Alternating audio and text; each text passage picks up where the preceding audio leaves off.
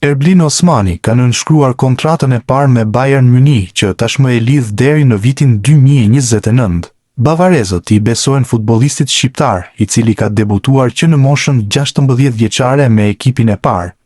Kontrata e tij do të kthehet automatikisht si e një lojtari profesionist, pikërisht me 19 maj të vitit 2027, kur të mbush 18 vjeç.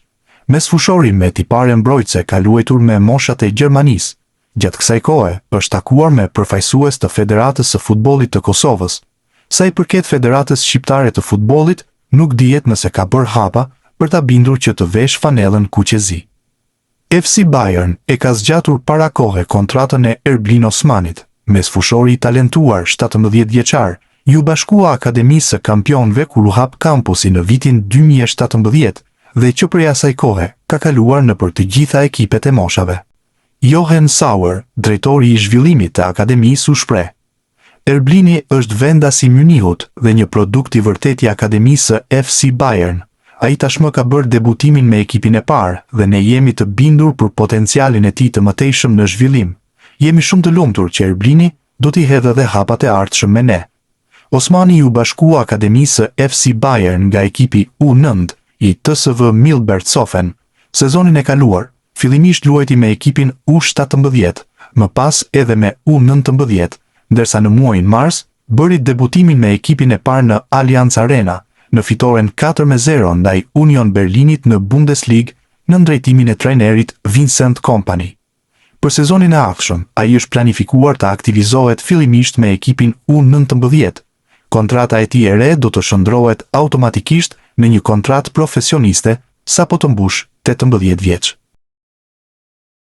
Armando Broja është rikthyer në fushën e lojës dhe në rrjetet sociale.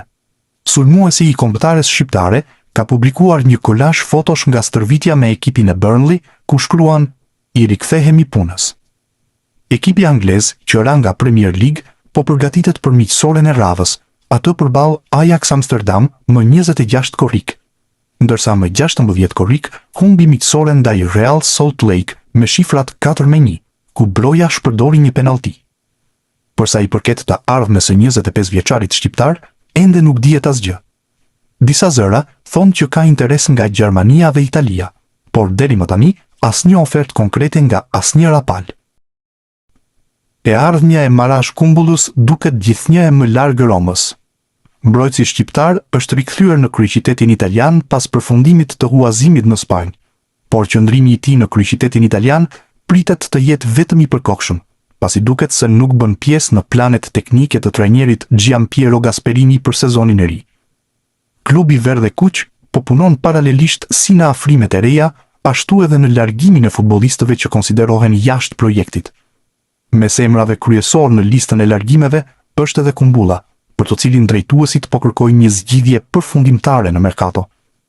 Sipas raportimeve të gazetarit të Merkatos Matteo Moretto, 3 skuadra të La Ligas kanë shfaqur interes konkret për mbrojtësin 26 vjeçar. Rayo Vallecano, Levante dhe Elche kanë kërkuar informacione nga Roma për kushtet e një transferimi të mundshëm, duke e konsideruar shqiptarin një profil të përshtatshëm për repartin defansiv. Interesimi i këtyre klubeve lidhet edhe me eksperiencën që Kumbulla ka fituar në futbollin spanjoll gjatë sezonit të kaluar, kur luajti në formë huazimi. Megjithatë, deri tani kontaktet janë në fazë paraprake dhe nuk është raportuar për negociata të avancuara apo oferta zyrtare. Në Rom ekziston bindja se një transferim përfundimtar është zgjidhja më e favorshme. Kontrata e Kumbullës me klubin Verdhe Kuq skadon në verën e vitit 2028, por drejtuesit synojnë të realizojnë të ardhura nga shitja e tij gjatë kësaj vere. Një huazim tjetër do të afronte futbollistin me vitin e fundit të kontratës, duke ulur mundësinë që Roma të përfitojë financiarisht nga largimi i tij. Mbrojtësi shqiptar është rikthyer në qendrën stërvitore të Trigorias dhe po zhvillon përgatitjet me skuadrën, por nuk konsiderohet pjesë e grupit kryesor mbi të cilin Gasperini po ndërton projektin e ri.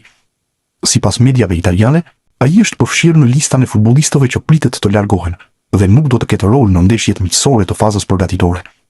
Largimi i tij do t'i shërbente edhe strategjisë së Romës për të krijuar një thesar nga shitjet e futbollistëve jashtë planeve, me qëllim financimin e afrimeve të reja gjatë merkatos beruar. Përveç Kumbullës, në listën e largimeve ndodhen edhe emra të tjerë, si Salah Edine, Pagano, Cherubini dhe Vasquez. Pavarësisht se e ardhmja e tij duket larg Romës, vetë Marash Kumbulla vazhdon të stërvitet me skuadrën në Trigoria, në pritje të zhvillimeve në merkato. Në intervistat e dhëna gjatë ditëve të fundit, mbrojtësi shqiptar ka shprehur disa herë dëshirën për të qëndruar te Roma dhe për të fituar një mundësi për të treguar vlerat e tij me fanellën verdhe kuqe. Edhe këtë verë, dëshira e lojtarit mbetet të punojë në drejtimin e Gianpiero Gasperinit dhe të provojë të bindë stafin teknik.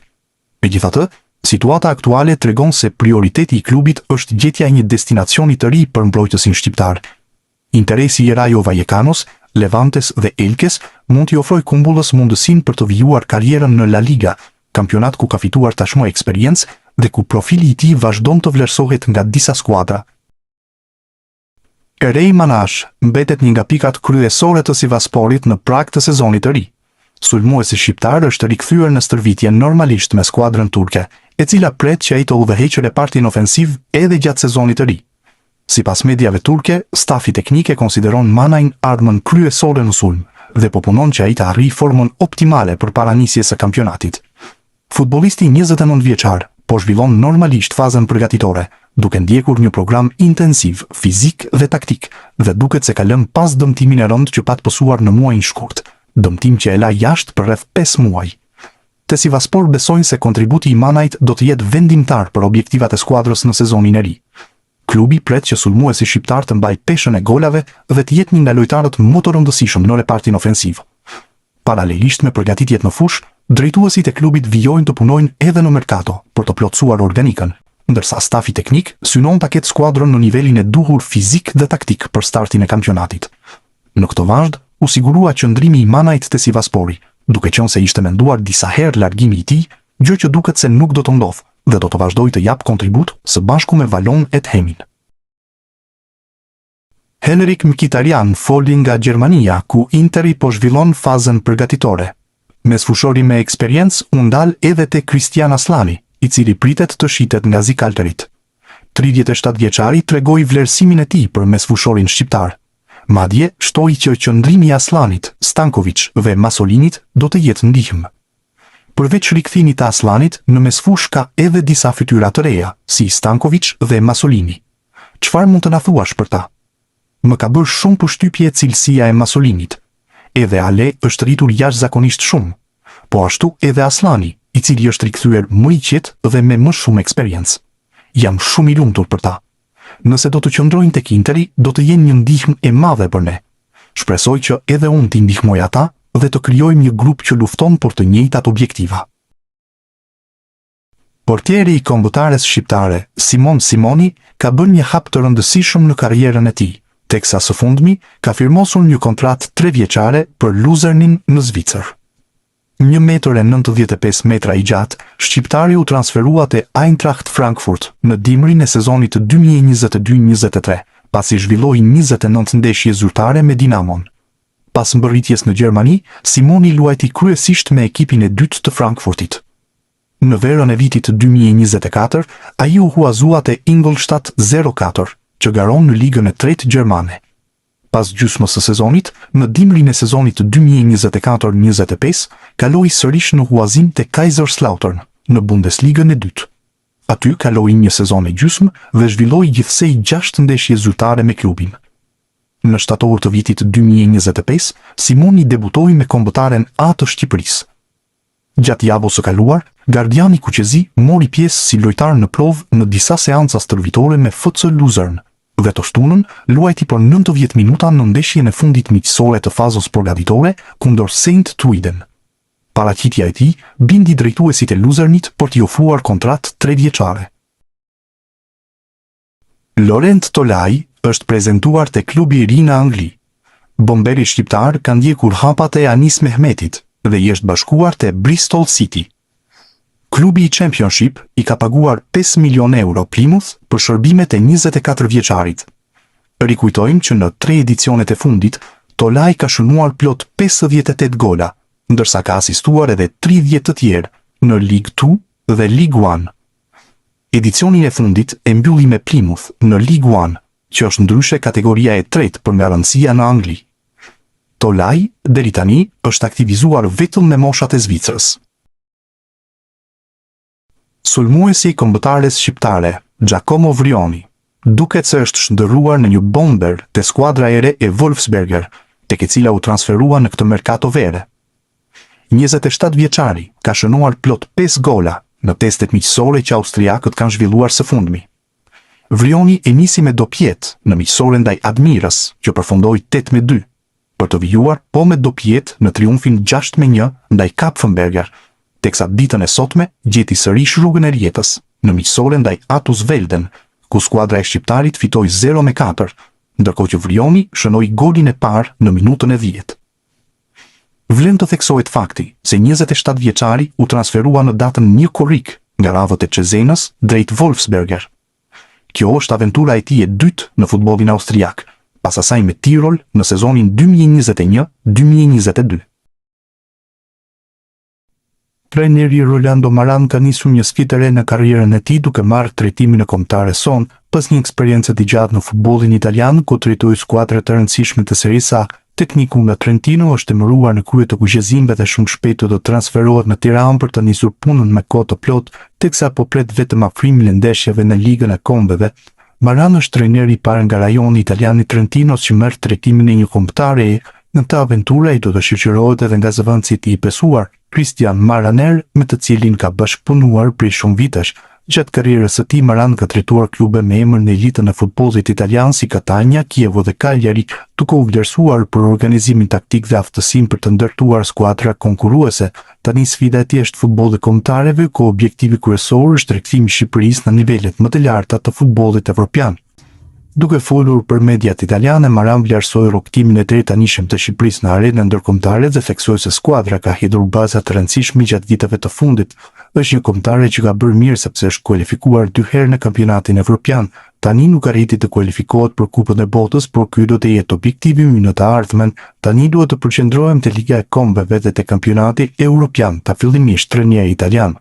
Këto deklarata tregojnë qartë se trajneri italian synon të vazhdojë punën e bërë deri tani, por dhe të ndërtojë një ekip që të jetë konkurrues në çdo kompeticion ndërkombëtar. Për Maran, pjesëmarrja në turne të mëdha nuk duhet të jetë një rastësi, por një objektiv i vazhdueshëm për futbollin shqiptar. Në intervistën e tij ai komentoi edhe mungesën e Italisë në Kupën e Botës, një temë që vazhdon të shkaktojë debat në vendin fshin. Maran foli me keqardhje për situatën e nxorëve, duke parë edhe nga këndvështrimi i brezit të ri. I vendos veten në vendin e një 18 vjeçari të sotëm që nuk e ka parë kurrë Italinë në një kampionat botror. Vetëm kur mendoj se si përjetoja unë ato botror kur isha fëmijë, ishte një ëndër që çdo djalë donte ta arrinte. Përveç angazhimit me kombëtaren shqiptare, Maran foli edhe për futbollin në vendlindjen e tij. Ai u ndal te skuadra e Trentos duke vlerësuar projektin e klubit dhe ambicien për të ngjitur në Serie B. Këtë vit kam shkuar disi më pak për ta parë Trenton, por disa herë kam qenë në stadium. Entuziazmi i presidentit Mauro Giacca është shumë i çmuar për një qytet që nuk është emocionuar kurrë shumë nga futbolli. Mendoj se ngjitja në Serie B është një objektiv i arritshëm, u shpreh mes të tjera trajneri kombëtares shqiptare. Emërimi i Rolando Maran në stollin e Shqipërisë erdhi pas largimit të Silvinhos, teksa italiani duhet të bëjë më mirë se tekniku brazilian. Steven Shpendi vazhdon të jetë një nga emrat më të përfolur në merkaton e verës në Itali. Sulmuesi shqiptar i Empolit ka përfunduar prej kohësh në radarët e Cagliarit që synon të përforcojë repartin ofensiv për sezonin e ri në Serie A. Megjithatë, dëshira e klubit sard për ta transferuar 23 vjeçarin po përballet me një pengesë të madhe, pasi Empoli ka një kërkesë të lartë financiare. Drejtuesit e Cagliarit e konsiderojnë Shpendin si një profil ideal për projektin e tyre. Për më tepër, situata fizike e Andrea Belottit ka shtyrë klubin të kërkojë një sulmues që mund të garantojë vazhdimsi dhe efikasitet përpara portës. Megjithatë, negociatat me Empoli nuk pritet të jenë as pak të lehta. Klubi toskan e konsideron Shpendin një nga asetet më të rëndësishme të skuadrës dhe nuk ka ndërmend të bëjë ulje në çmim. Sipas mediave italiane, kartoni sulmuesit shqiptar vlerësohet nga 4.5 deri në 6 milion euro, ndërsa drejtori sportiv i Empolit Fabio Artico ka bërë të qartë se lojtari nuk do të largohet për një shumë më të ulët se 6 milion euro. Klauzola e Cezenës. Një ndër arsyet kryesore që Empoli mban një qëndrim kaq të fortë lidhet me marrëveshjen e transferimit nga Cezena. Klubi ku Shpendi u formua si futbollist ruan 30% të shumës së një shitje e të ardhshme, çka do të thotë se Empoli nuk do të përfitonte të gjithë vlerën e transferimit. Pikërisht për këtë arsye, drejtuesit e klubit nuk janë të gatshëm të ulin pjesën fikse të marrëveshjes, pasi kjo do të reduktonte ndjeshëm fitimin e tyre real. Performancat e mira të shpendit gjatë sezonit të fundit kanë bërë që vlera e tij të rritet ndjeshëm. Ai është kthyer në një nga sulmuesit më premtues të presit të tij dhe vazhdon të jetë pjesë e kombëtares U21 të Shqipërisë, edhe pse platforma Transfermarkt e vlerëson aktualisht kartonin e tij rreth 3.8 milion euro, Empoli beson se potenciali i lojtarit e kërkesa në treg justifikojnë një çmim dukshëm më të lartë. Nga ana tjetër, Cagliari mbetet i interesuar, por është i vetëdijshëm se për të siguruar firmën e shpendit duhet të bëjë një investim të rëndësishëm financiar. Klubi sardo nuk e ka praktikisur pistën që çonte sulmuesi shqiptar, por mbetet për të parë nëse do të vendosë të plotësojë kërkesat e Empolit apo do të kërkojë alternativa të tjera në merkato. Java në vijim pritet të jetë vendimtare për të ardhmen e Steven Shpendit. Interesimi i Cagliarit mbetet konkret, ndërsa Empoli vazhdon të mbrojë me forcë një nga talentet e tij më të rëndësishëm. Nëse Palë do të gjejë një kompromis financiar, sulmuesi shqiptar mund të bëjë hapin e madh drejt vazhdimit të karrierës në Serie A me fanellën e kuqe bluve.